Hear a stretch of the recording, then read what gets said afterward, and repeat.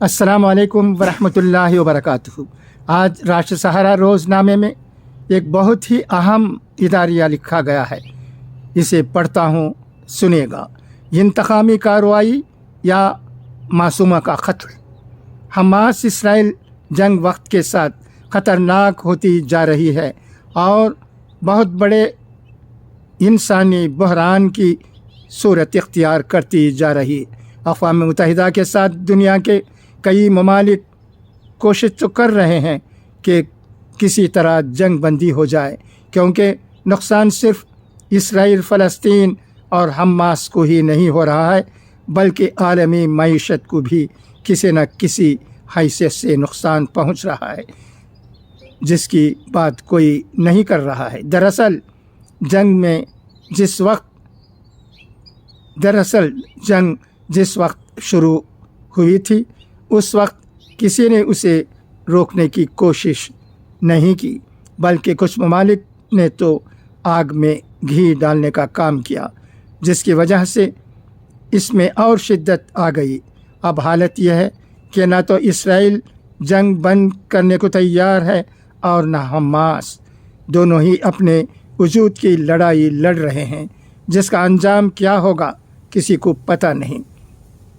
इंतकाम की आग दोनों तरफ इस कदर लगी हुई है कि उसे जल्द बुझा पाना मुमकिन नहीं तो मुश्किल ज़रूर है, बल्कि ये कहा जाए तो गलत नहीं होगा कि कम अज़ कम मगरिबी ममालिक को जंग बंद कराने में कोई दिलचस्पी नहीं है। इसीलिए मगरिबी ममालिक जंग बंदी के ताल्लुक़ से न तो कोई अपील कर रहे हैं और न ही बातचीत या मीटिंग कर रहे हैं। बैनुल अक़वामी इदारे अक़वाम मुत्तहिदा में जो भी करारदाद पेश की गई वो मंजूर नहीं हो सकी।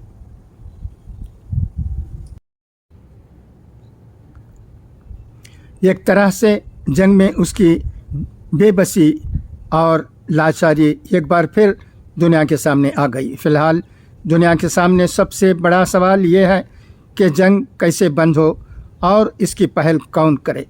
दुनिया का कोई भी मुल्क ऐसा नहीं है जहां जंग के ख़िलाफ़ अवामी एहतजाज, मुज़ाहिरे और मार्च ना हो रहे हों। बड़े बड़े मुज़ाहिरे हो रहे हैं, हत्ता कि इसराइल और फ़लस्तीन में भी मुज़ाहिरे हो रहे हैं, लेकिन मुज़ाहिरों के नारे सदा बसहरा साबित हो रहे हैं। हुकूमत के दरो दीवार से टकरा कर वापस आ रहे हैं। वहाँ की हुकूमतों पर उनका कोई असर ज़ाहिर नहीं हो रहा है। वो जंग बंदी के ताल्लुक़ से मानी क़ाइस खामोशी इख्तियार किए हुए हैं। इसराइल और हमास की लड़ाई हो रही है और दुनिया की हुकूमतें सिर्फ तमाशा देख रही हैं। शायद वो बड़ी तबाही का इंतज़ार कर रही हैं, वरना बड़े ममालिक की तरफ से जंग बंदी के लिए एक भी आवाज़ तो उठती, कहना तो नहीं चाहिए, लेकिन ऐसा लगता है कि दुनिया जंग से लुत्फ़अंदोज़ हो रही है। गलती किसकी है और किसको दफ़ा का हक़ है या हमले करने का जवाज़ है, इन सब पर बहस शुरू में की जा सकती थी और की गई, लेकिन अब तो बड़ा सवाल ये है कि गलती और दफ़ा के नाम पर और कितने हज़ार मासूमों का खून बहाना खुद को मुहज़्ज़िब कहने वाली मौजूदा दुनिया के लिए जायज़ है, क्योंकि अब तो साफ साफ नज़र आ रहा है कि न तो इंतकामी कार्रवाई हो रही है और न जंग हो रही है। सिर्फ मासूम बच्चों, ख़वातीन और मुअम्मर लोगों को मारा जा रहा है, जिनकी कोई गलती नहीं है। आखिर दुनिया 3000 से ज़्यादा बच्चों और 1000 से ज़्यादा ख़वातीन के कत्ल का जवाज़ क्या पेश कर सकती है? क्या यही कि हमास ने हमला किया था?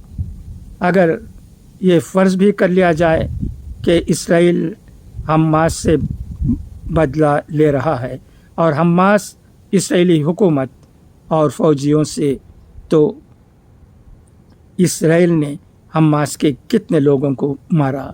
اسی طرح حماس نے اسرائیلی حکومت اور اسرائیلی فوج کے کتنے اہلکاروں سے انتقام لیا؟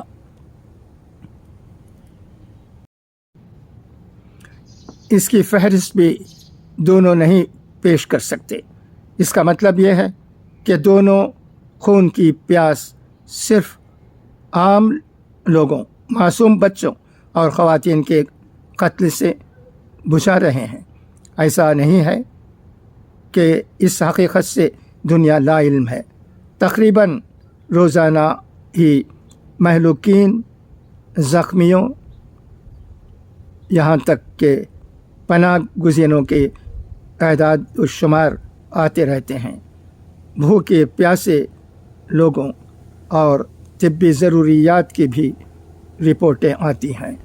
سبھی کو پتہ ہے کہ دونوں طرف سے کوئی بھی حملہ ہوتا ہے، اس میں نشانے پر